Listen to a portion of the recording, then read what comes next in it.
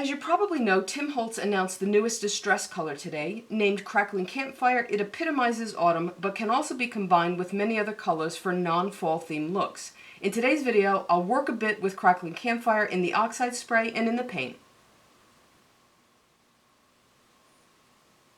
As with the May release's Speckled Egg, Crackling Campfire is available as a spray stain, oxide spray, a 1-ounce flip-top bottle of paint, the original ink pad and reinker, an oxide ink pad and reinker, embossing glaze, and the commemorative pin. Don't forget, our everyday discount means you automatically save 15% off each product, or off the set, or for that matter, off most of everything that we sell. And if you spend $50, we'll discount your shipping too. There will be links to all the products in the section down below. So to keep this short and to the point, I'm going to stick with just the oxide spray and the paint for today. I'll use the spray with some of the existing colors, but rather than the typical reds and yellows or oranges, I'm going to actually go across the color wheel to purple and green. Since oxide sprays are pretty much opaque, you can layer them one on top of the other and you'll get a great look. And by that I mean you're going to layer a new wet layer over one that's already dry. If you want, you can get braver and you can do this wet, which is what I'm going to show you, because as long as you don't agitate and mix this too much, you're going to pretty much not get a whole lot of blending into a muddy mess.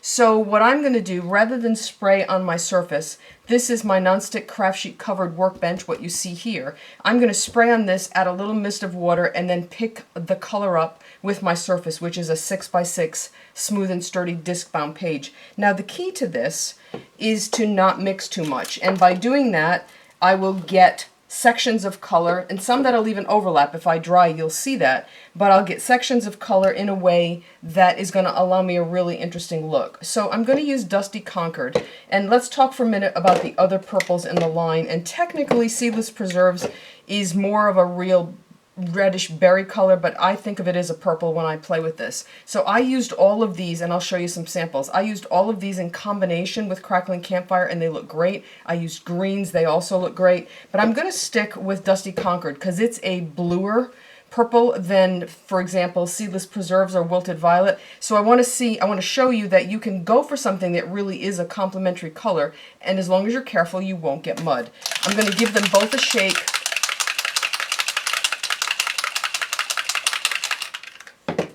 And again, I'm going to start by misting color here on my work surface. Now what I'm going to do is spritz a little bit of water on here. Again, 6x6 white, smooth and sturdy. All I'm going to do is put it down and touch it in places, and you can see that I get patterning from doing that. I've got overlap of colors. This works really, really well. You can see a little bit of muddiness that happens here, but as long as you don't agitate, you'll get a little tiny bit of that, but not a whole heck of a lot. So I'm going to take this off to the side just for a second, and this technique, when I want to do layers, works much better if the first one is dry. So I'm going to just tap off some of the excess color just so that it dries a little bit more quickly.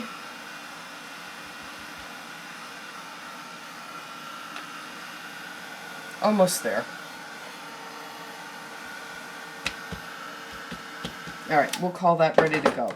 So now what I want to do is I want to create, see this speckled pattern that I get here? I want to create some of that in purple on here and maybe down here too, and then maybe put some orange up here. And to do that, I'm just going to very gently touch this down into those areas. And you can see I got a little bit of a line here, but there's also some speckles there. So this is the process. You just kind of play with it like this until you get, see, that really works. And I've got this larger blob here and these little small speckles. So this is what I'm actually trying to do. Now there's not a lot of orange in that corner, so by doing that it allows me to get some more. And then if I want to put something down here, let's go with more of the purple, which I can get from there. Oh, see, I really like when that happens. I like that very organic look that you get. I've got enough here that I'm going to grab, this is a 4x6. This looks like a watercolor index card. I have stuff everywhere. It's liable to be just about anything. Now, as there gets to be less and less on here, obviously I get more speckling and less of the bigger blobs of color. Now, I could extend it with more water if I wanted to, but I think what I'm going to do, just for fun, let's grab a little bit of Wilted Violet. I want to just put some of that down, one quick spray with a little tiny bit of water. It's more vibrant than Dusty Concord is, so I'm going to bring some of that in. See, sometimes it just takes a little bit of another color to make something look really, really good. All right, so let me show you some of the other color combinations that I worked with. All right, let's make sure my hands are mostly dry here. So I have notes on the back of these. This is Twisted, I think. This is Twisted Citron with some cracked pistachio, obviously our brand new color, our Crackling Campfire. And then I came back and I spatted with, I want to say this is Wilted Violet. Again, you get that oomph that just happens when you put complementary colors together. These are two examples of Dusty Concord, obviously a little bit different looking than what I did because there was more color, more water, more oxidization, and I want to say that those speckles are Twisted Citron.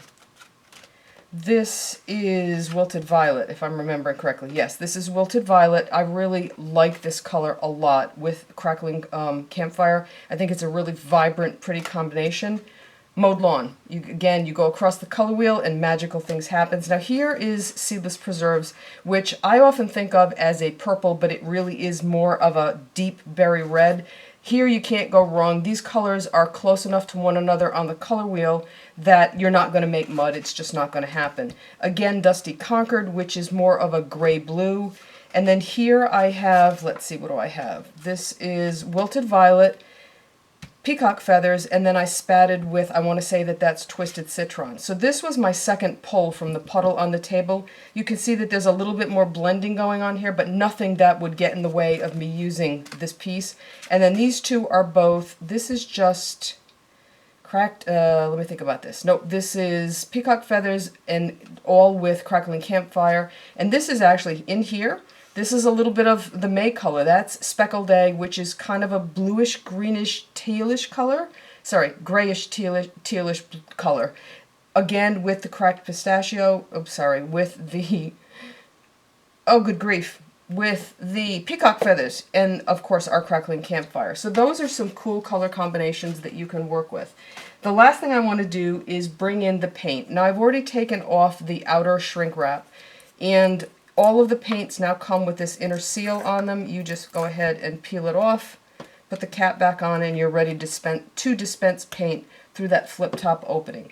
If you watched the Speckled Egg video, you'll remember this. And do you think I can remember where I put that pin? The answer would be no. I took it off so I could stitch around the perimeter, and I just got orange on there, so way to go me. And now I can't find it, but it doesn't matter. It's around someplace. So I'm going to do the same thing using one of the mini ink blending tools. I've got one with a clean foam. I'm just going to put a little bit out here on my surface. Go ahead and load it in, and that's probably not going to be enough, so let's put a little bit more out. And then I'm going to show you quickly putting it through a stencil. Super easy, very effective.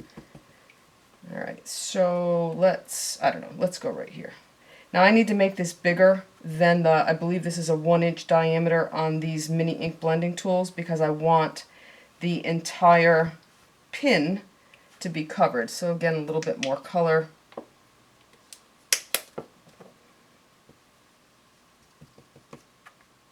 And now I need to make this more of a circle. And it just has to grow a little bit to accommodate the size of the pin. Alright, that's good enough. I can finish it at another time. So the last thing, this is one of my favorite stencils. This is ours that's named Bubble Blast. This stuff, very easy to put through a stencil. Just lightly go ahead and brush it through.